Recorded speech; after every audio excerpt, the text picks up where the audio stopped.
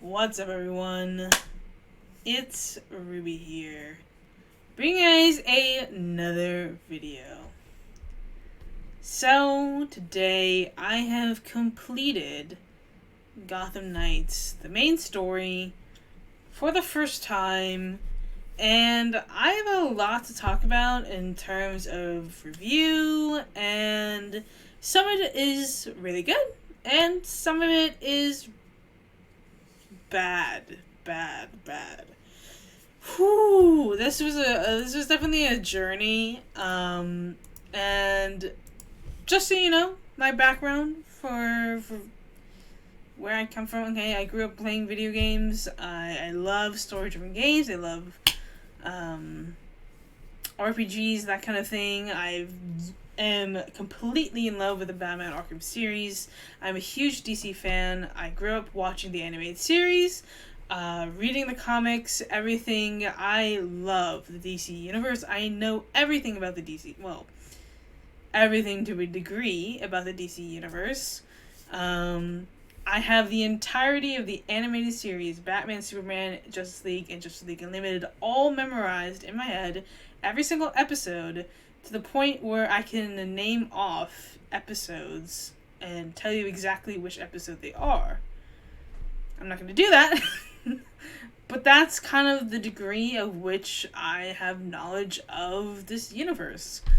And with Batman, well, okay, my comic knowledge is basically in the back of my head. There are a number of comics that are just sitting there, comic information that is sitting there. It is not infinite. Like, there are some things that I do indeed forget, and I haven't read, like, comics in a while. Just because I just haven't had the time, I have the major ones in my head anyways, so I don't really need to read anymore. I would love to get back into the comics and reading them, but I just don't have that time between Twitch, work, and everything. And it's also an expensive journey to do that as well, so there's that. But just basically, I'm not a new Batman fan. I'm not a new DC fan. I know the ins and outs of the DC universe. I've played a lot of the games, including some of the not so great games that were on like DS and Game Boy and everything. So my knowledge of the DC universe is vast, and because of that, this game should have been perfect for me. But I will say that there are some things that really missed its mark, and I think it's one of the big ones, because I'm just gonna go out and say it, okay? The combat in this game is horrible. Oh my gosh, okay. So, the studio that made this game, WB Montreal, is the same studio that made Arkham Origins. Now, Arkham Origins, while controversial, for the most part actually has really good gameplay. It sticks a lot to the Batman Arkham series, and yet still introduces unique combat stuff and detective mode and everything.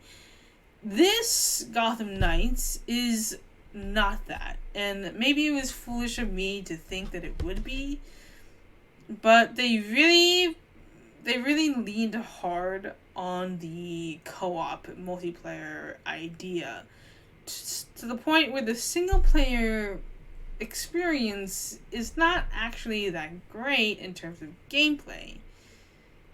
The world is very linear. It's not very, it doesn't feel big at all. It just feels like, even though you have the entirety of Gotham City, it feels just so empty. Which is ironic, because this is including citizens of Gotham and criminals and everyone. And so you would think it would feel more whole. But there's just a lack of everything. it feels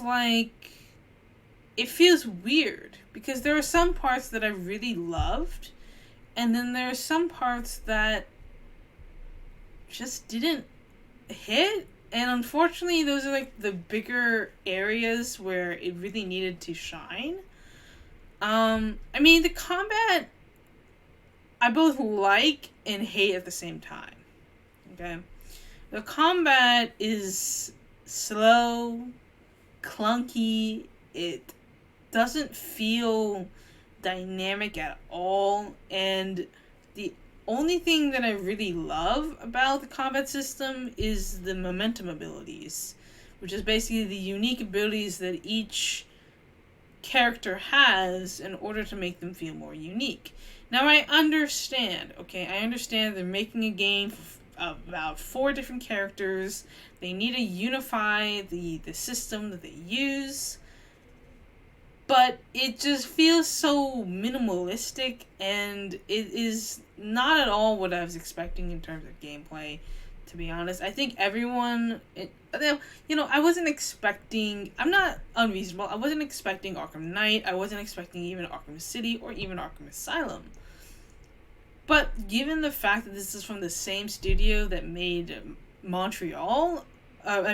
made Arkham Origins, I was kind of expecting some good gameplay, but there's not any good gameplay at all. I mean, there are things that I liked where, like, I liked how each kind of boss, or each kind of villain had its different techniques, the different strategies that you had to use.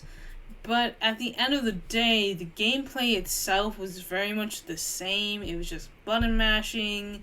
There was no use of gadgets. There was no puzzles, really. It's just button smashing, really.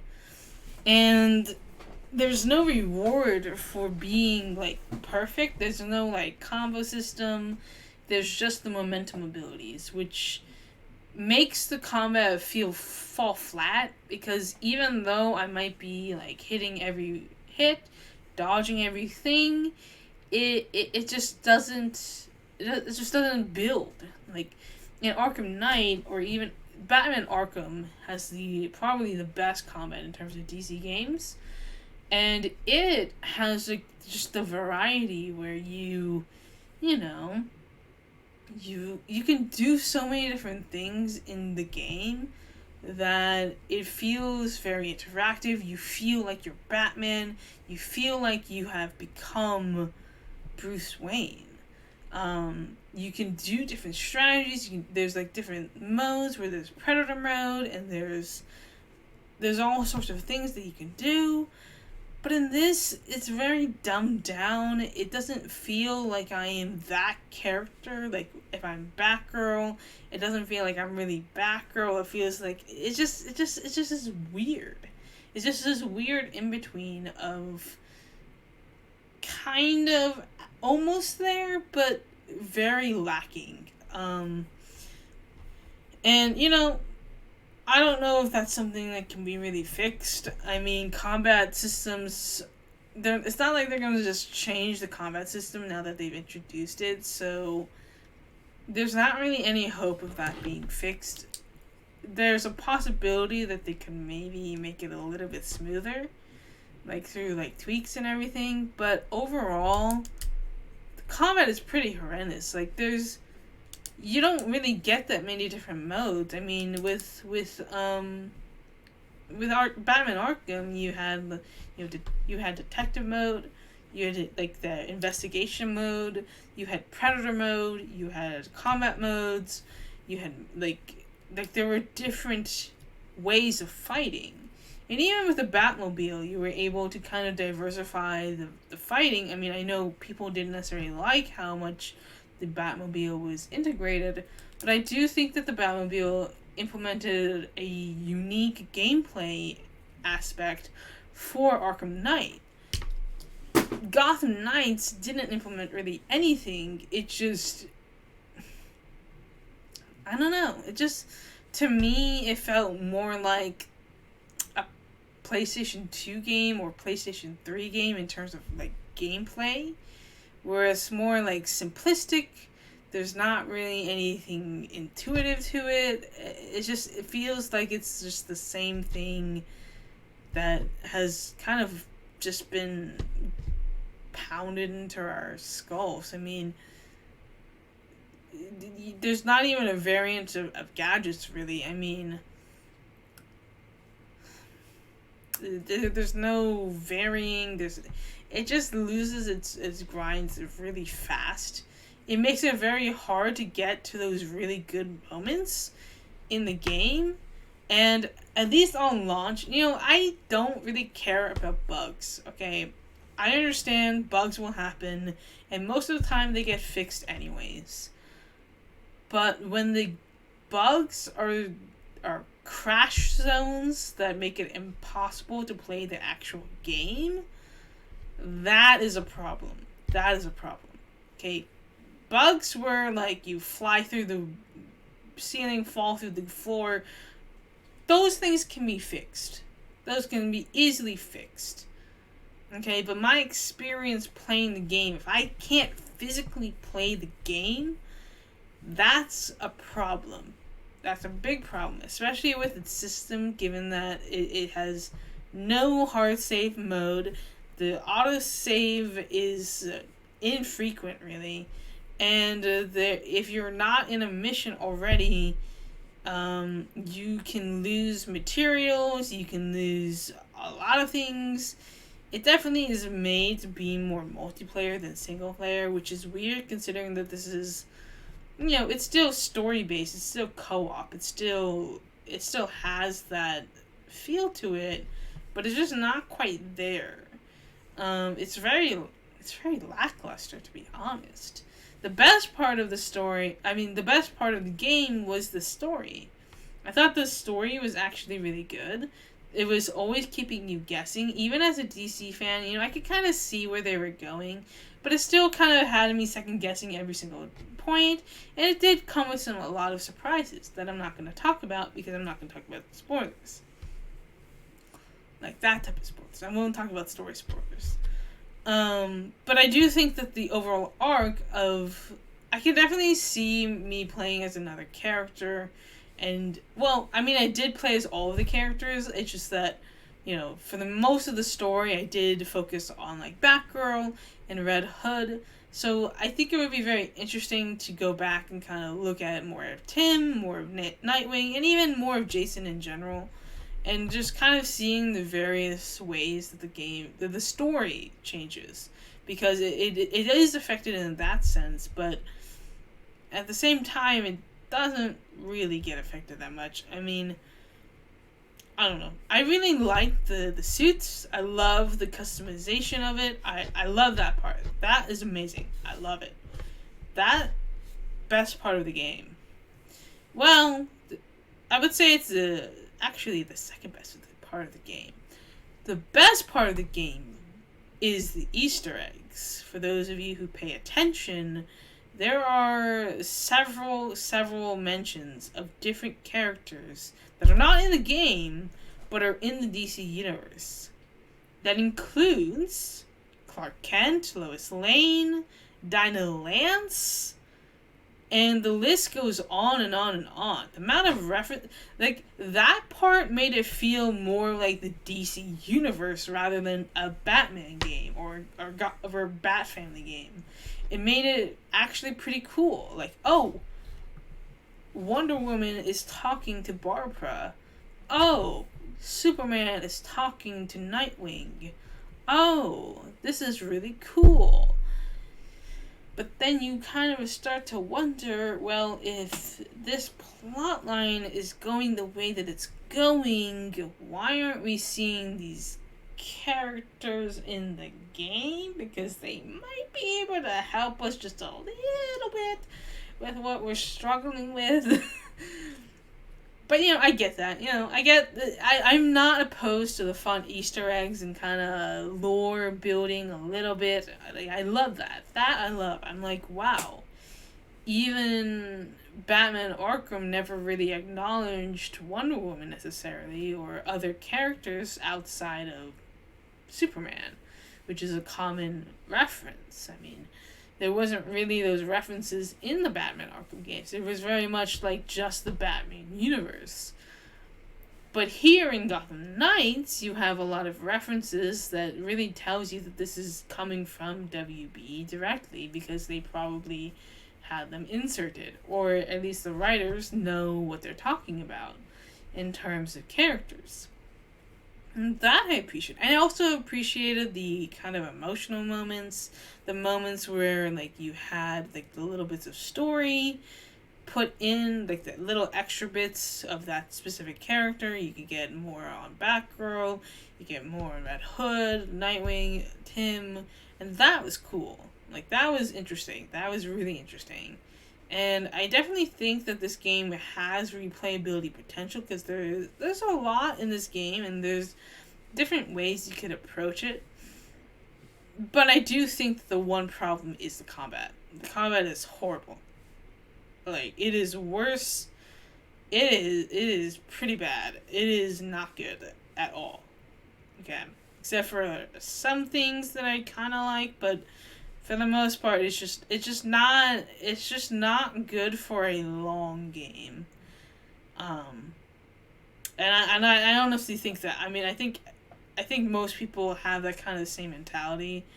I haven't really looked at anyone's opinions of Gotham Knight, because I just avoided all spoilers, but now that I've finished, I am very curious of everyone's opinions of the game. If you've played the game, like if you've actually played the game, I would love to have you comment down below and kind of give your thoughts on the gameplay, on the story. If you are going to leave story-based comments, please put spoiler alerts, because I don't want anyone to be spoiled in my channel. I hate spoilers, but I mean, I do think that this is the best part. This is the best way to do it, where like if you have played the game, you can talk about it, just put the spoiler alerts and like, you know, hit enter a bunch of times so it stays hidden. You know, that's pretty easy to do. Overall, not a bad game. I thought that the boss fights were actually pretty good. I think the puzzles were a little bit lacking, honestly. I mean, there were some that were kind of interesting, but overall, like, the investigation stuff could have been better. I think just coming from, like, detective mode and all of that, like, I got where they were going with. I thought that I thought the puzzles themselves could be a little bit more in depth. They were kind of just basic, and again, it's kind of one of those things where it's like I kind of appreciate it, but it's kind of lacking in a big way. And I don't know. I mean, I think it could have been maybe more interactive, but I get that it was supposed to be more of a co-op game, so you can't really do that too much. I mean, I don't really know. I don't know. The way that I would rate this game, okay. Story, 9 out of 10. 9 out of 10 story. Gameplay, like, honestly, like a 4 out of 10. Like, there were some good aspects, but it was mostly bad. So, I guess 4 would be that. And then, like, characterization, like, just in general, I would say the game, I think that game overall is more of a, I would say the game overall is a 6 out of 10. Given all of its factors, like, I don't think it's terrible, but I think it could have been better. I think it could have been a lot better. So I think I would settle for like a 6 out of 10, and just to be special, I'll be like 6.3 out of 10. It's not quite there where it's edging towards 7. Like 7 I feel like is a game where it's like, good, I could play this again. It's not mind-numbing. Like, I feel like a 7 out of 10 is kind of like an average game. An average good game, I should say. Like, for me, that's kind of where I kind of put the line as, like, I feel like if you're a 6 out of 10, you're better than average, but you are kind of like lacking a little bit. I don't know. Anyways, that's all I have to say about Gotham Knights, to be honest. I mean, there's a lot more that I have to say, but I do want to keep this review watchable, so that's all I can say for now. If you guys have comments, please leave them down below. Leave a like on this video if you guys like this, enjoy this. I didn't get to finish the stream, really. So I will say that upcoming, we have a lot of content coming up. I have to figure out the 12 Days of Ruby, and then the games that are going to be coming back. Mass Effect Psychopath Edition, Baldur's Gate 2, Half-Life, I'm forgetting. Half-Life. What was the other one? What was the other? I know it's coming. I'm sure I missed something. Maybe not. Maybe that the alternative game was. Wait, I'm confused now. Well, I know games coming up. There's some good ones. So we're doing Arx Fatalis coming soon, very soon. But one that I'm very excited for, that's probably going to happen a little bit sooner than I expect. Oh, Morrowind, that's what it is. Morrowind's coming back, yeah. Morrowind is coming back.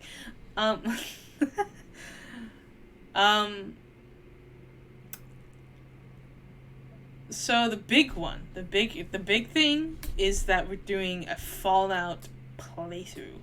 It's basically going to be a first playthrough, because even though I played Fallout games, I haven't really, like, delved into the Fallout lore and everything. And we're starting with 1. We're doing 1, 2, 3, New Vegas, and 4. We're doing all of them. All of them. Yeah. Yeah. I think Fallout is still playable. I could be wrong. If it's not playable, we might skip it. But I think based on the graphics and everything, like, Arena is pretty bad and Daggerfall is pretty bad, but Morrowind is good. So I'm thinking that maybe Fallout is kind of on the same level.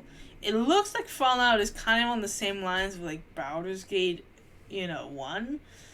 So I'm hoping that I'm hoping that I can play it, like actually play it, because there are some games that are just too old where I can't really play it, but I'm really hoping, and I think if Fallout 1 is playable, that would be great. That would actually be that would be fantastic, honestly. But anyways, I hope you guys enjoyed. Again, that's just a little teaser of what's coming up. There are still games that I have not mentioned at all that will be coming very soon in the future. Very, very soon.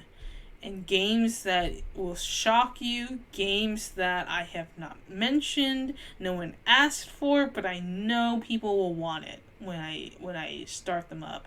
And I'm not even going to announce them. I'm just going to do them.